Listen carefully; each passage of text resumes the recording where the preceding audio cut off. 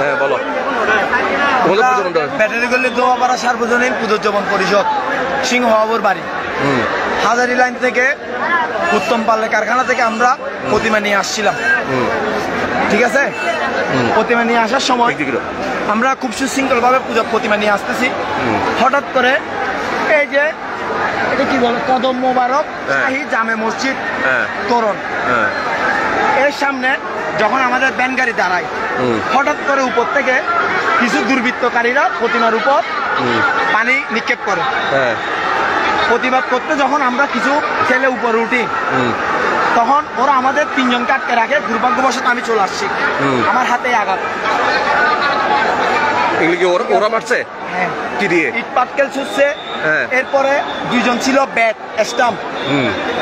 ঠিক আছে, এটা কি দিয়ে মারছে? এটা ইট মারছি, ইটও মারছে, ইভেন প্লাস্টিক ঘন্টা ঘষি লাঠি ঘুষি এরকম মারতেছে, ইভেন অনেক কিছু করতেছে। এখন অলরেডি আমাদের দুজনকে আটকে রাখছে। এখনো ছাড়ে নাই?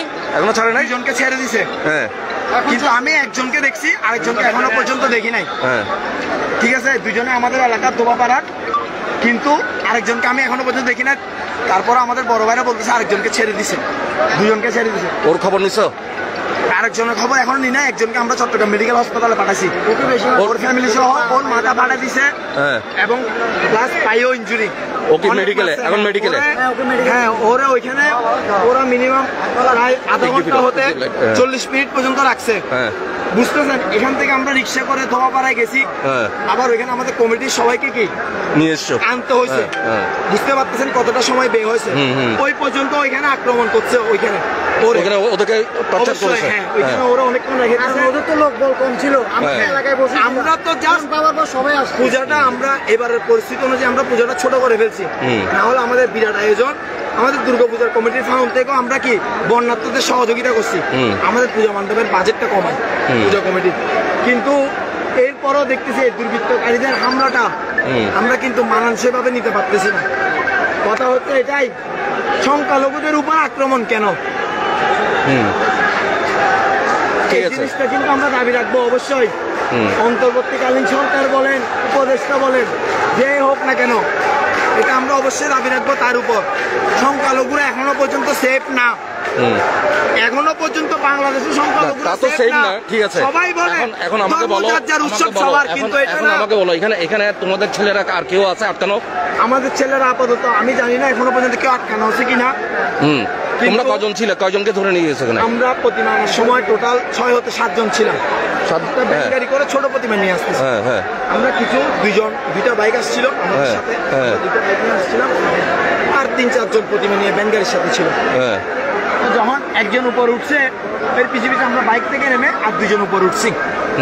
আমাদের বাইক এখনো ওইখানে ওই সারারি পাহাড়ের মোড়ে দাঁড় করানো আছে, বাইকের লোক এখানে আছে।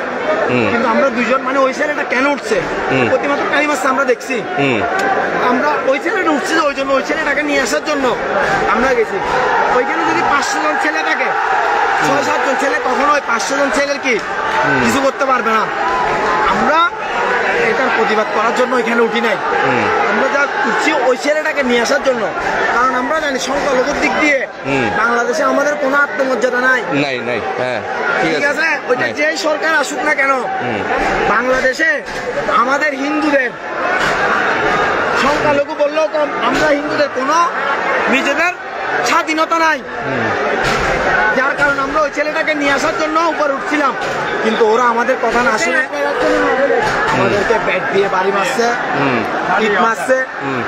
ইভেন ওরা ওদের ওই যে গরু জবাই করে যে ছুরিটা ছিল, গরু জবাই করে যে ওই ছুরিটা নিয়ে পর্যন্ত আসছে। পানের ভয়ে আমরা নেমে আসছি ওইখান থেকে, কিন্তু এদের ছাড় হবে না। সেনাবাহিনী কি করবে না করবে আমরা জানি না, আমরা এটা শেষ দেখেই ছাড়বো। ধর্মীয় প্রতিষ্ঠান হয়তো আমরা কিছু করবো না, এটা লেখা আছে জামে মসজিদ, মন্দির মসজিদ দুটোটাই এক, ওইখানে ভগবান থাকে। কিন্তু এইসব এই জঙ্গিবাদ, এগুলো সব পাকিস্তানের সন্তান, কৃতি সন্তান পাকিস্তানের। এগুলোর মধ্যে তখন ঈশ্বর বসবাস করবে না, এটা ছাড় হবে না। রাস্তায় এখন তো তোমাদের ছেলেগুলো বেড়েছে, তো সেনাবাহিনী আছে এখানে পর্যবেক্ষণে। ঠিক আছে, ওইখানে আমাদের কমিটির লোকও আছে। আচ্ছা ওই যে ওই ভিতরে টস মারে ঢুকতেছে হয়তো দেখা যাচ্ছে, কিন্তু আমাদের একজন এখনো আছে, কিন্তু আমাদের বড় ভাইরা বলতেছে ওকে নামাই দিচ্ছে, আমার মনে হয় নামাই দিচ্ছে একজনকে।